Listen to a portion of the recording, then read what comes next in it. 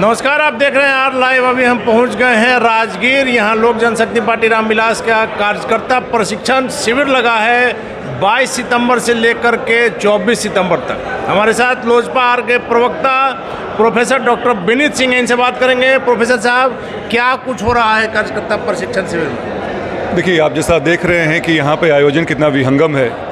कार्यकर्ताओं की भीड़ जुटी हुई है, कम से कम 2500 से ऊपर लोग हैं। और आज पहला दिन है। पहले दिन का पहला सेशन का संबोधन हमारे राष्ट्रीय अध्यक्ष चिराग पासवान जी ने किया था।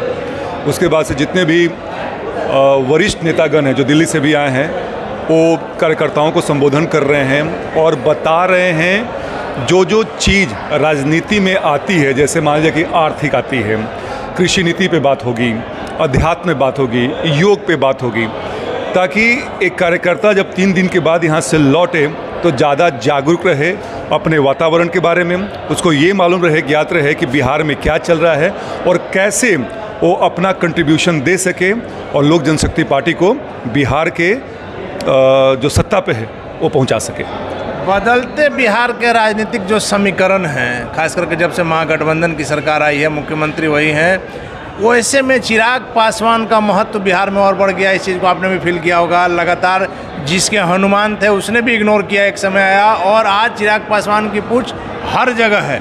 उसी को भजाने का प्रयास हो रहा है। ये भंजाना नहीं है।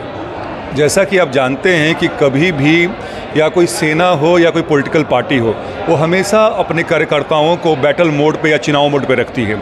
ये एक ऐसा, ये मुझे लगता है कि 2-3 साल के बाद ये प्रशिक्षण शिविर हो रहा है। कोविड के कारण नहीं हो पाया था।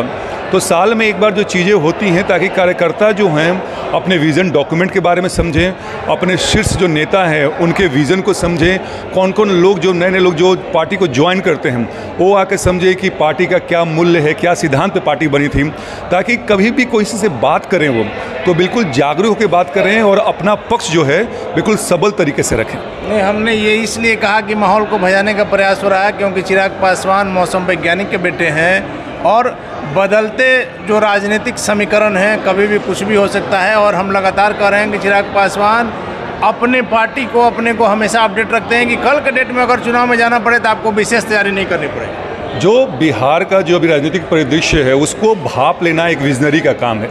हमारे माननीय अध्यक्ष चिराग पासवान जी, आपने भले कहा होगा कि वो मौसम वैज्ञानिक जी के पुत्र हैं, पर मुझे लगता है कि ये दोनों पिता और पुत्र दोनों विजनरी थे और आज भी हैं। तो उनको समझ में है उनको कि बिहार को क्या चाहिए, बिहार के क्या होने वाला, बिहार के युवा को क्या चाहिए। और मैं बार-बार कहता हूँ कि देखिए 1.5 साल से हम बिल्कुल सड़क पे थे, संघर्ष किया जा रहा है, ये भी उसी का एक हिस्सा है। हाँ, अब जो पार्टी हमें बिल्कुल तवज्जो नहीं दे रही थी, जो सोच रही थी कि हमें क्या है, ये लोग तो औने पौने हैं लोग, आज उनको समझ में आ रहा है क्योंकि वो भीड़ दिख रहा है, चिराग पासवान का विजन दिख रहा है, चिराग पासवान का कद दिख रहा है, विजन दिख रहा है। और हमारा पार्टी की जो ताकत जो बढ़ रही है उसको हर कोई समझ रहा है और समझने के बाद ऑब्वियसली है ताकतवर के साथ हर कोई आना चाहता है, हर कोई जाना चाहता है, तो वही हो रहा है। और बीजेपी ने जो इग्नोर किया, आज नीतीश कुमार जी के जाने के बाद चिराग पासवान जैसे मजबूत साथी की बिहार में तलाश है, जिस कारण से मान मनोबल हो रहा है और चिराग पासवान अब भाव खा रहे हैं, अपने आप को तौल रहे हैं कि ज़्यादा से ज़्यादा बार्गेनिंग किया जा सकता। नहीं, ये बात नहीं है। देखिए, बीजेपी अब इग्नोर करे या हमें अटेंशन दे, उस पर हम लोग बात नहीं इग्नोर लेकिन किया, इसी से आप इनकार नहीं कर सकते। कुछ चीज़ें ऐसी रहीं जो कि बीजेपी को शायद थोड़ा बेहतर ढंग से करना चाहिए था, जैसे बंगला खाली कराना। जी, अभी ये जो परिदृश्य है इसमें ये है कि हमारी पार्टी का कद बढ़ रहा है, ताकत बढ़ रही है, कार्यकर्ताओं का हुजूम आप देख रहे हैं। इसको मुझे लगता है कि हर पार्टी समझ रही है। तो अगर चुनाव में, अगर आप डेमोक्रेसी में रहते हैं तो चुनाव का बड़ा महत्व होता है और चुनाव का वह महत्व होता है जहाँ पे कि संख्या होती है। तो संख्या अगर आपके पास जुट रही है तो दूसरे दल तो आपको तवज्जो देंगे ना। प्रोफेसर साहब, मंत्री बनने वाली बात आगे खिसक गई या मोल भाव का बात तय होगा? जैसे भी खबर आएगी ये आपको ही मालूम चलेगा। मीडिया बंधु हैं, आपको हमसे ज़्यादा कॉन्टैक्ट्स होता है, आपको मालूम चलेगा, हमें मालूम चलेगा और फिर हम लोग खुशी मनाएंगे। लेकिन शिवानंद तिवारी जी का कल जिस प्रकार से बयान आया है उस पर क्या कहेंगे?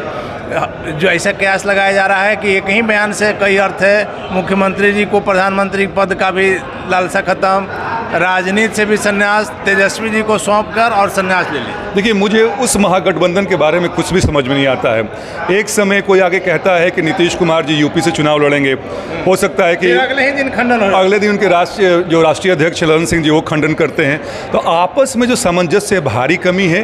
नीतीश कुमार जी मुझे लगता है कि थोड़ा टटोलने की कोशिश करते हैं कि पानी किधर बह रहा है, लेकिन जब देखते हैं कि पानी भाई उनके घर में ही बह रहा है, केवल बाहर तो निकल नहीं रहा है, तो फिर से क्या करते हैं, अपनी जो बात है वापस ले लेते हैं। प्रोफेसर साहब, आखिरी सवाल है कि चिराग पासवान लगातार मुख्यमंत्री नीतीश कुमार की नीतियों के खिलाफ बोलते रहे हैं, लेकिन लोगों को एक चीज़ अखर रहा है कि वहीं तेजस्वी यादव के खिलाफ नरमी क्यों? नहीं, ऐसा नहीं है। देखिए, अभी जब चिराग पासवान जी जब दिल्ली से आए हैं तो उन्होंने एयरपोर्ट पे ही कहा है कि ये जंगल राज नहीं है, ये डबल जंगल राज है। उनको अपने युवा भाई पे बड़ा भरोसा था कि तेजस्वी जी कुछ करेंगे। उन्हें बात करते 10 लाख नौकरी देने की कि पहली कैबिनेट मीटिंग में मिली हो जाएगा, क्या हो जाएगा, क्या हुआ? दूसरा चीज़, जिस हिसाब से जो अपराध बढ़ा है, अब बेगूसराय कांड ले लें, बेगूसराय का पुनरावृत्ति हुई है, फिर से पुनरावृत्ति हुई है। इसके बाद से आप वैशाली में देख लें, जो अपराध बलात्कार महिलाओं के खिलाफ हो रहा है। तो हम लोग जो हैं केवल बिहार और बिहारियों के प्रति उत्तरदायित्व हैं, जिम्मेदार हैं। इसके अलावा कोई भी सरकार अगर ढंग से काम नहीं करेगी, उनकी नीति गलत होगी, तो हम बिल्कुल सीना ठोक के उनकी बुराई करेंगे और करते आ रहे हैं। मुझे लगता है कि आज के राजनीतिक परिदृश्य में लोजपा रामविलास से बेहतर कोई भी सार्थक विपक्ष नहीं है। इस बात को अभी मानेंगे, हम ही मानेंगे, सब कोई मानता है लोग। तो तेजस्वी जी हों चाहे नीतीश कुमार जी, कोई भी हो, अगर ऐसा हुआ तो हम लोग बिल्कुल उनका विरोध करेंगे। चलिए, धन्यवाद आपका। तो ये थे हमारे साथ लोक जनशक्ति पार्टी रामविलास के बिहार के प्रदेश प्रवक्ता प्रोफेसर डॉक्टर विनय सिंह जी, जिनका साफ तौर पर कहना है कि कोई भी हो जो गलत होगा उसका विरोध होगा, चाहे वो मुख्यमंत्री नीतीश कुमार हो या तेजस्वी यादव। हालांकि आगे क्या होगा देखना काफ़ी दिलचस्प होगा। फिलहाल आप बने रहे आर लाइव के साथ।